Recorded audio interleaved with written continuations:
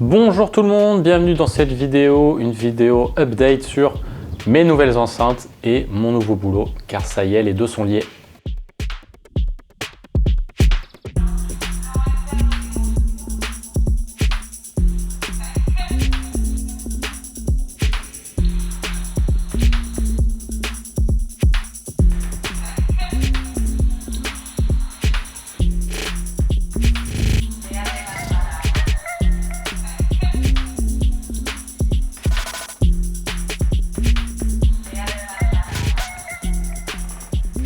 Si vous me suivez sur Insta et Facebook, récemment, vous avez remarqué que j'ai de nouvelles enceintes, les 8C. Elles sont arrivées dans mon salon. Et si vous avez vu ma vidéo sur les enceintes du futur, vous savez que les 8C font partie de ce que je pense être le futur de l'hi-fi et du monitoring. Alors la question, c'est pourquoi est-ce que j'ai ces enceintes à quand même 14 000 € TTC dans mon salon? Et bien la raison est la suivante, je suis désormais démonstrateur audio indépendant. J'ai acheté une paire de 8C à Fred Perrin de Sound Partisan et je vais l'aider à faire des démonstrations et des installations depuis ma ville de Grenoble. En tout cas, voilà, je suis démonstrateur audio indépendant et plus précisément apporteur d'affaires. À propos de ce statut d'apporteur d'affaires, ça veut dire en fait que je ne vends pas le produit, j'aide le distributeur et revendeur français de ces enceintes et des autres produits à vendre les produits. J'aide en fait à faire les démos et les installations et si le client veut acheter la paire, il doit s'adresser au distributeur et revendeur, en l'occurrence Fred Perrin de Sound Partisan, le distributeur unique en France des Dutch & Dutch. Alors concrètement, en quoi consiste ce métier? Je vais aller chez des ingénieurs du son dans leur studio, mais aussi des audiophiles dans leur salon pour les aider à avoir une démonstration de ces produits, à pouvoir écouter ces enceintes parce qu'elles sont assez difficiles à trouver en magasin, voire impossibles en France. Pour plusieurs raisons, ça je reviendrai sûrement dans une autre vidéo sur ce sujet, sur le business model Dutch & Dutch, mais en tout cas pour avoir une démo en France des Dutch & Dutch, il faut passer par là, par la démo privée. Avant, c'était Fred Perrin de Sound Partisan. Maintenant, il y aura moi depuis Grenoble. Et donc voilà, moi, je vais être cet intermédiaire. Je vais aider les gens à tester le produit, mais aussi faire l'installation pour avoir une écoute un peu plus optimale de ce produit. Alors, je l'ai dit, audiophile et ingé son, c'est les deux cibles principales. Donc, je vais me déplacer chez ces deux types de clients. Donc ça, c'est les démos privées. Si vous voulez faire un peu de lèche-vitrine, que vous n'êtes pas prêt à acheter, mais que vous avez quand même envie d'écouter ces enceintes, moi, je vous accueille avec plaisir à Grenoble et aussi dans les démos publiques. Il y en a plusieurs qui sont prévues prochainement dans plusieurs villes en France. Donc voilà une bonne raison de me suivre sur Insta et Facebook pour être tenu au courant de ces prochaines démos publiques. Voilà pour mon nouveau boulot. Maintenant, je dois vous faire un petit résumé technique des Dutch & Dutch 8C. Comme je vous ai donné le prix de 14 000 € TTC, je suis obligé de passer par là. Je vais vous faire un petit tour du propriétaire pour un peu justifier ce prix qui peut paraître élevé. Et avant cela, il faut que je précise qu'il y a en fait deux modèles de Dutch & Dutch 8C. Il y a le modèle hi-fi que vous voyez ici et le modèle studio. Alors le modèle studio est à un peu moins de 10 000 € hors taxe et le modèle hi-fi est à un peu moins de 12 000 € hors taxe. Alors les différences sont les suivantes. Le modèle hi-fi a un streamer audio intégré, un streamer qui tourne sous Roon. Et aussi, elle a des finitions en bois naturel qui sont un peu plus nombreuses, alors que le modèle studio, c'est que en noir peint sur du MDF. Voilà, et surtout, le modèle studio a quelque chose en plus, c'est qu'elle a comme ça sur les côtés ici des écrous, enfin des emplacements pour des écrous, pour pouvoir suspendre les enceintes. Typiquement, si on veut faire une configuration Atmos avec des enceintes suspendues, il faut prendre le modèle studio.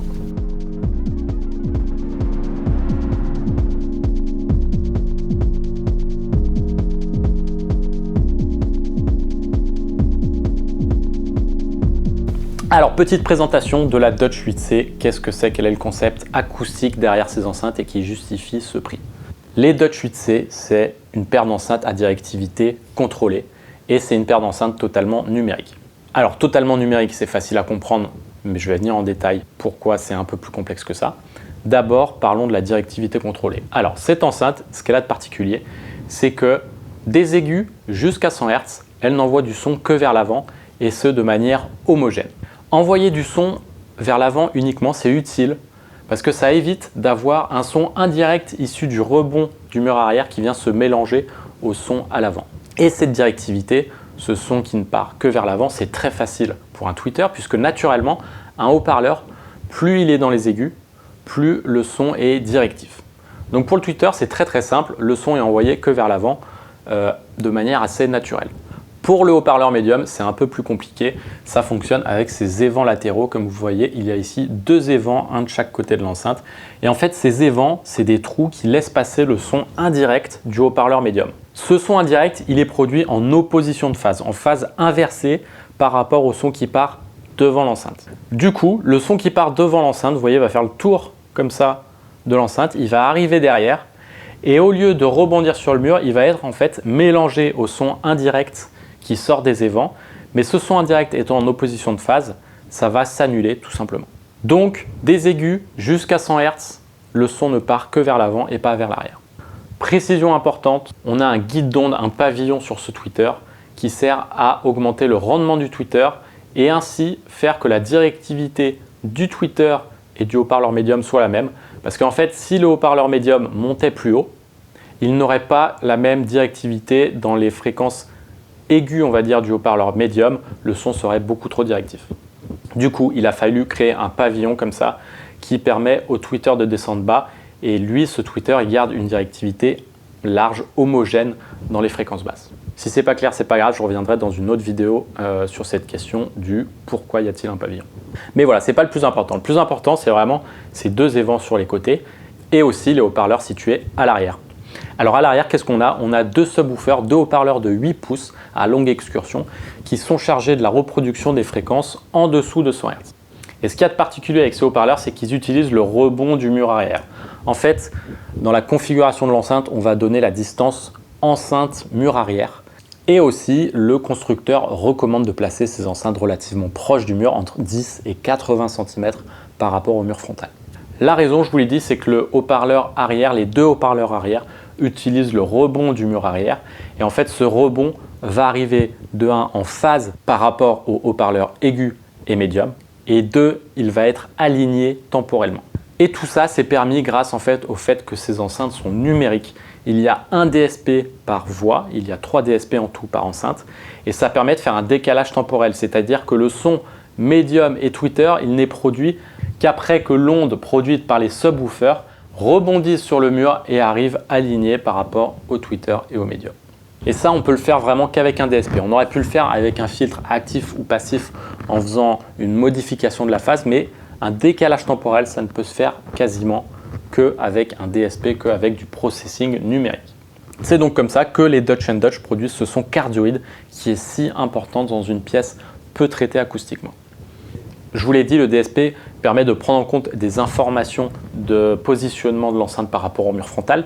Il permet aussi de prendre des informations par rapport au positionnement par rapport aux murs latéraux. Donc on va rentrer dans l'application Dutch & Dutch la distance enceinte mur droit ou mur gauche. Et on va aussi rentrer la distance entre les 2 enceintes et entre l'auditeur. Et ça va être pris en compte par les enceintes pour optimiser le fonctionnement de l'enceinte.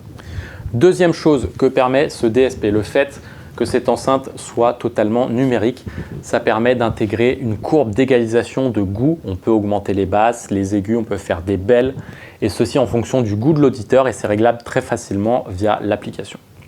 Et troisième chose que le DSP permet et qui est super important, c'est la possibilité de faire une égalisation acoustique, de faire une calibration acoustique des enceintes après avoir fait une mesure donc avec un micro de mesure acoustique. Ça veut dire quoi? Ça veut dire qu'on fait une mesure de sa pièce, on fait une mesure de ses enceintes dans sa pièce avec le logiciel Room EQ Wizard et on va charger directement cette courbe dans les enceintes. Les enceintes vont corriger les résonances liées à la pièce et ceci très facilement puisque le logiciel Room EQ Wizard intègre directement la compatibilité Dutch & Dutch. Ça veut dire que le logiciel va scanner le réseau, trouver les enceintes et envoyer le fichier de correction. Alors le DSP permet encore d'autres choses. Je ne vais pas aller en détail sur ça parce que la vidéo serait trop longue. Je vais faire une autre vidéo sur le fonctionnement vraiment détaillé des enceintes Dutch & Dutch. Je vais aussi faire une vidéo sur la calibration acoustique, bref sur plein de sujets. Donc là je vous ai fait un petit passage en revue du fonctionnement des Dutch & Dutch. Maintenant il faut que je vous explique pourquoi c'est si important ce fonctionnement technique. En fait, l'idée derrière les Dutch & Dutch, c'est que c'est imbattable en environnement peu optimal acoustiquement. Dans un salon de particulier comme ici, en l'état des choses, pour moi, ces enceintes, elles sont imbattables. En studio aussi, elles se débrouillent très bien. Il y a quelques grands ingés mastering qui utilisent ces moniteurs comme écoute principale. Elles ont quand même de super qualité. On peut d'ailleurs les utiliser sans mur frontal, hein, en freestanding si vous voulez. Mais en tout cas, en salon, pour moi, c'est vraiment là où elle brille le plus. C'est pas qu'elle sonne mieux dans une pièce non traitée acoustiquement, attention, mais c'est que c'est là que la différence va être la plus flagrante entre ces enceintes et les autres enceintes du marché. Voilà, du coup, ça fait un premier point de justification du prix. Parce que je vous l'ai dit, c'est quand même cher comme système, enfin ça peut paraître cher. 10 et 12 000 € hors taxe environ pour chacun de ces modèles Studio et hi-fi. Mais quand on sait que c'est vraiment un système tout en un, il faut quand même relativiser le prix. Tout en un, pourquoi? Je vous l'ai dit, elles sont numériques, donc en fait on arrive en numérique dessus et donc il y a déjà les convertisseurs numériques analogiques dedans. Donc on n'a pas de convertisseur à acheter en plus, on n'a pas non plus d'ampli à acheter en plus, puisque je vous l'ai dit, il y a un ampli par canal et un DSP par canal. Et surtout, on n'a pas à acheter de subwoofer, puisqu'il y a 2 subwoofers par enceinte et que ces subwoofers sont vraiment full range. C'est vraiment des enceintes full range, les 8C en fait. Elles descendent très très bas, à 35 Hz, à 0,5 dB près. Et avec un mur frontal, dans les faits, on descend en dessous des 25 Hz. Et croyez-moi, pour une enceinte aussi compacte, c'est assez incroyable. Voilà donc pour le fonctionnement technique et la justification du prix de ces enceintes. On peut aussi préciser d'autres choses. C'est que le modèle hi-fi intègre un streamer audio, ça intègre aussi toute la correction acoustique, chose qui est assez rare en hi-fi et pourtant très très utile. Et en studio, on est souvent prêt à investir dans un processeur de diffusion pour faire comme ça de la calibration acoustique. Donc encore une fois, c'est quelque chose qu'on paye en moins. Pareil, des subwoofers en moins à payer et surtout pas de calibration de subwoofers à faire parce que des subwoofers, c'est très difficile à intégrer à une configuration et ici, ils sont extrêmement bien intégrés aux enceintes. Voilà, 10 et 12 000 € hors taxe, c'est pas si cher. Bref, c'était mon speech de commercial. Maintenant, je vous invite à écouter ces enceintes. Je vous l'ai dit, vous pouvez faire une démo privée si vous êtes vraiment prêt à investir dans une paire de 8C.